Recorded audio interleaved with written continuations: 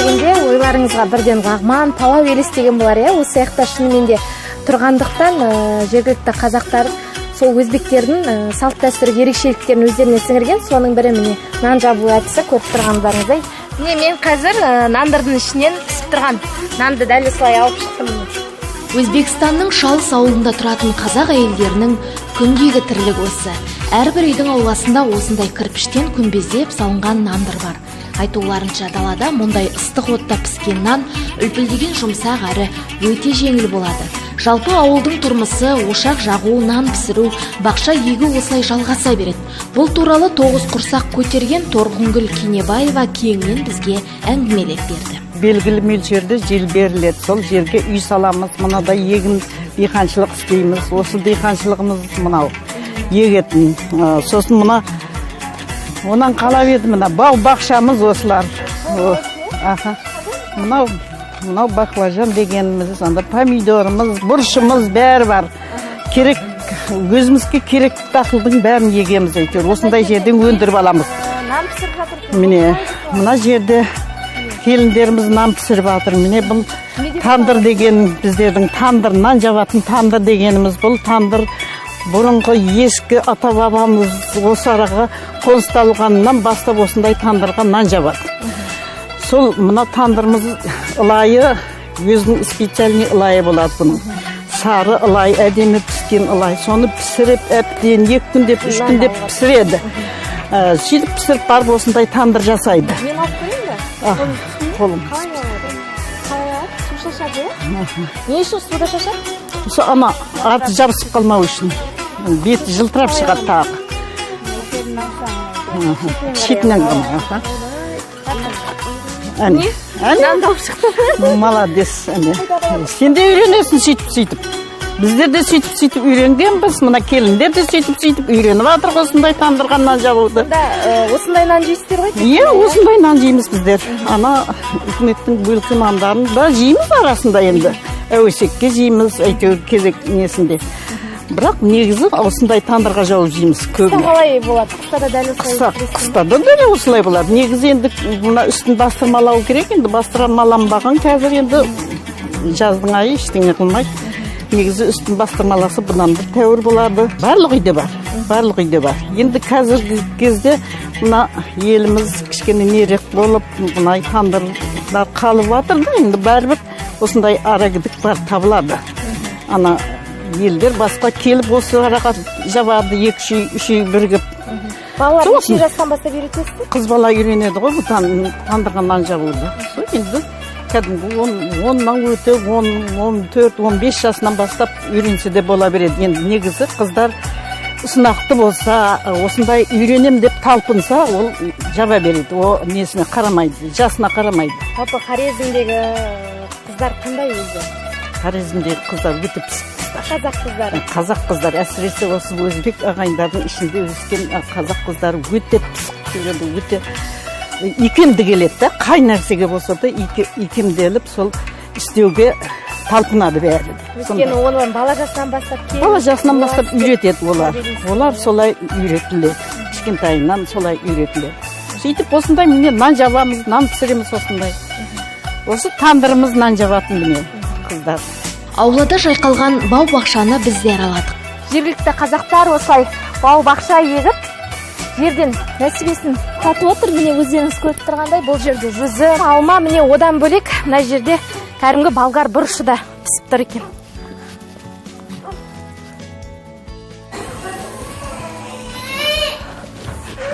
Атасының баласы, әжесінің баласы, жылап қалдың ба?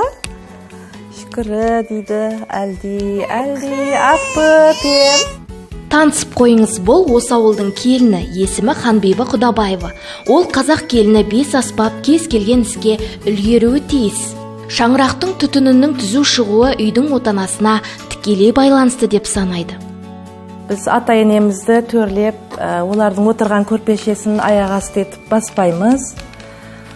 Сосын кішкене атамыз білен ортамызда бұлай перде тұрады.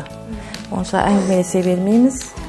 Қайненеміз ортада жүреді, орталықта үйдің ауызбіршілігін, тыныштығын сақтап, түсіндіріп, бәрі нелерімізде жағдайлы, Құдайға шүкір. Кайнаға, кайын дегендерді атамайсыз? Иә, біз жерде қайнағаларымызға аға деп еліп сәлем беріп құрметін жасаймыз.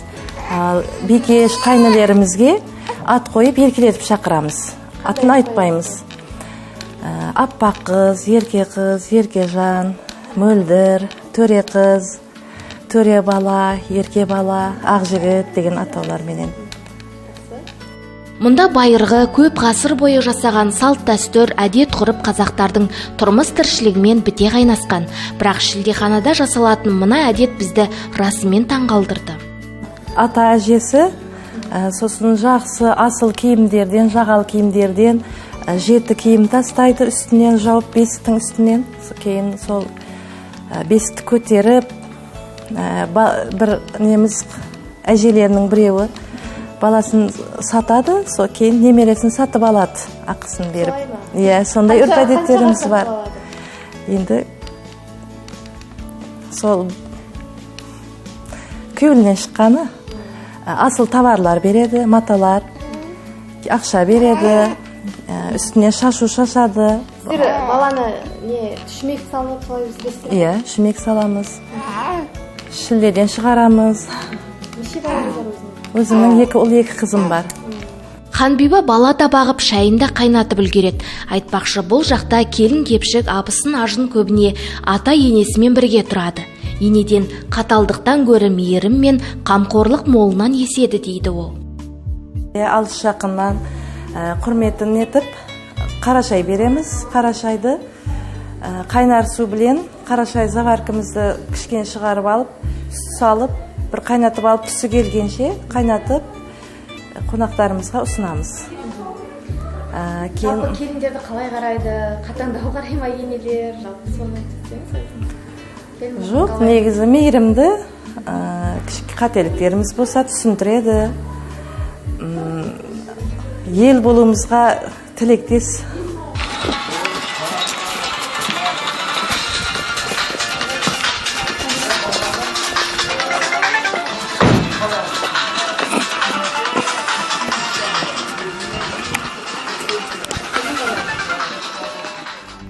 Шалыс ауылында мәдениет үйі бар. Біз уақыт тығыз болғандықтан барып үлгермедік. Мына биші қыздар сол өнер ордасында құрылған қазақ ансамблінің өнерпаздары. Қыздар қазақ биін жақсы билейді екенсіздер? Өздеріңіз жайлы айтып өтсеңіздер. Біз сол қазақ биіне 2 жылдан бері қатынасып келе жатырмыз. Сол әртүрлі тәдбірлерге, шараларға қатысып, өздеріміздің биімізді билеп, сол ұлтымызды жоғарыға қарай дамытамыз. Жақсы, өзің жайлы айтамын шақы? Нешедесің? Менің жасым 15-те. Осы қазақ биіне қатысып келе жатқаныма 2 жылдай болып қалды. Қазақша оқисың мектепте? Иә, қазақша. Достарым бәрі қазақ. Қандай тілдерді білесің? Содан өзге орыс тілі және өзбек тілін білемін. Қазақстан туралы не білесіз? Тарихи отаным жөнінде. Тарихи отаным жөнінде қазір өте дамып келе жатыр. Және өскенде кім болғың келеді? Қазақстанға барғың келеді ме? иә, Қазақстанда оқуына барғым келеді. Ауылдың басты тірлігі мақта теру. Ақ алтын елдің басты байлығы деп бұл туралы бұған дейін де айтқанбыз. Айтпақшы, кезінде Шалыс ауылы шарап жасайтын зауытымен де танымал болған. Ал мынау біздің ауылдың тіршілігі. Бұрын бұл жерде жүзімшілік еді. Жүзім егіліп, сол жүзімнен мына жерде мына осының арқа жағында зауытымыз бар. Жүзімді шайнап, бейне жасап шығарады. Әртүрлі жүзімде бар. Енді соңғы кездер жүзімшілікті қысқартырып, Өзбекстанның байлығы мына мақта егілуі қарады. Міне, мақта байлығымыз мінеке. Әзір мақтаны нағыз теретін кезде халықтың көбісі осы мақта теримде. Мақта теріп жатыр. Көбісінде былайғы жұмыстарын тастап мақта теруге шыға ма? Жұмысына барады. Жұмыссыз адамдар үйінде отырған 1,5 бала шағалап мақта тереді. Мақтаның класы 1200 сомнан беріп жатыр. 1200 сомнан беріп жатыр. Қарап отырғанша тіршілік балдарына киім кешек, кітап бола, анау мынау дегендей өзің қысқа киім алуына балдарына болады. Соның үшін әмме мақта теримде әзір кездері. Жастан бастап балалар мақта тереді? Мақтаны енді оқушыға теріміз бей. Бұрын енді естергенімізде жаталай жаңағы студенттер, балдар, мектеп балдар мақтаға шығады. Әзір Өзбекстанда мақтаға шықпайтын болды. контор состав, оклад алатын докторлар, мұғалімдер, мектеп оқушылар мақта шықпайтын болды, студенттер мектепке шықпайтын болды әзір. Тек қана халық фермерлер тереді. Халықтың өзі еккен фермер өзі адам салады, өзі теріп алады, зауытқа тапсырады, сондай байлығы Өзбекстанның байлығы осы. Шалыс ауылының тұрғындары да көбіне осылай мақта теруге шығады. Осында халықтың көбісі осында мақта тереді, диқаншылық қылады. Хорезмдегі тағы бір ерекшелік күріш көп өсіріледі. Ертеден білеміз, Орта Азияда ертеде күріш егетіні жөніндегі алғашқы жазба деректер Страбон, Геродот еңбектерінде кездеседі. Сағынбай ақсақалдың айтуынша ол үрдіс әлі де бар. Біздерде салы деген бар. Шалы сендерді Қызылорда облысында өседі ғой, күріш. Ақмаржан күріш. Біздерде осындай күріш егеді. Хорезм осындай күріштері күріш егеді. Солармен тіршілік қылады. Жұмыссыздық енді бар әзір. Бұрын жұмыссыз аз еді, жұмыс жоқ еді. Әзір құрылыс кетіп жатыр. Хорезм облысы енді не дейді, бір ситап пицер деп бір нәрсе болатын болып жатыр. Соған байланысты әзір қалада құрылыс қатты кетіп жатыр. Көрген болсаңыздар, қаланың ішін барлығын бұзып тастап көңілшелер қайдан жай салып жатыр. Құрылыста жақсы әзір. Бұрын көбісі орысқа кетіп, қазаққа кетіп істейтін еді. Әзір бұл жерде өзінен 2 миллионнан кем айлық алмайды осы жерде, өзбектің сомынан шаққанда. Жаңа сендегі 100 мың теңгеден зият алады да, 150 теңгеден алады. Соның үшін көбісі осы жерде істеп жатыр әзір. Бұрынғыдай емес халықтың тіршілігі. Халықтың тіршілігі жаман емес, жақсы. Мақта терудің өзінде қиындығы бар шығар, иә? Енді қиынсыз жұмыс болмайды ғой, қайсында болса да. Қиындығы не сонда белгі талдырама? Енді бұл қолдан төріп иналғансы өнбейді ғой, енді өнбейді. Мына бірме-бір мыналарды алады. Мына мақталады, бірме-бір алып шығады осылады, бірме-бір міне қалдырмай алады. Ашылған алады. Соны еңкейіп, осы нығылғанға не ғой енді? Бұл тіршілік па біле, сондай. Мақтаның тіршілігі. Мінекей, осы ағалты міне. Осылардың бәрі жинап теріп алынады барлығы. Сосын қырманда жаяды. Қырман деген үлкен алаң асфальттаған. Соның үстіне жайып кептіреді мұны. Сөйтіп зауытқа тапсырады.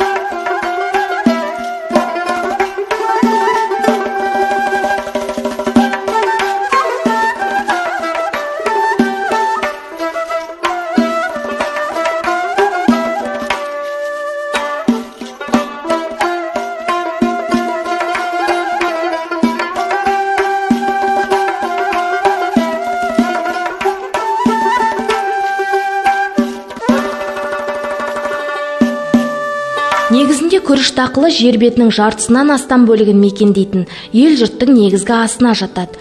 Өзбекстан 12 түрлі палаудың отаны деді бізге. Ол жақта үлкен қазандардағы көп палауды ұзату, үйлену тойларында, үлкен мерекелерде кісі қайтқанда пісіреді. 15 ғасырдың өзінде палаудың еттен, девзир сортты күріштен және бұршақтан жасалатын мәзірі кең қолданыста болған. Әр өзбектің бейсенбі сайын палау пісіруі жазылмаған заң екен. Ал қазақтарда сәл өзгерек. Тағы бір қызықты ақпаратқа тоқталайын. Халық медицинасында палау пайдалы және емдік қасиеті зор ас ретінде ұсынылған.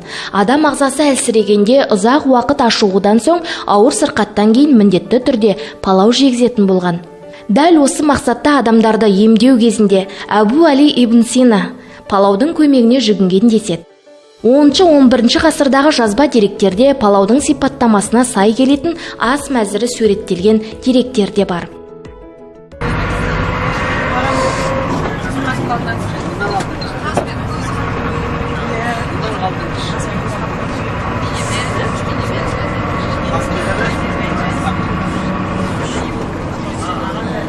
Сапарымызға қайта оралар болсақ, Үргеніш қаласын аралап болған біздер енді Хиуа қайдасың деп жолға шықтық. Қалада халық көп екен, ерсілі-қарсылы лек-легімен кетіп барады. Халқының жүзі өңдірек, жолдар да сыңғырлап тұр. Әрине, кезінде дүрілдеген Хорезм қазірде Өзбекстанның облысы ғой. Ал біз бағытталған Хиуа қаласы 1512-1920 жылдар аралығында орталық Азияда қалыптасқан мемлекет. Өзбек ханы Елбарыстың басшылығымен Шайбани әулетінен бөлінуі негізінде құрылды. Астанасы бастапқы кезде вазирмен дәл осы біз келе жатқан Үргеніш қаласы болды. 16 ғасырдың 70 жылдары Астана Хиуа қаласына көшірілді. Жалпы бұл туралы кеңірек Хиуада тұратын қазақтар тарихи кешен хақында келесі хабарымызда айтатын боламыз.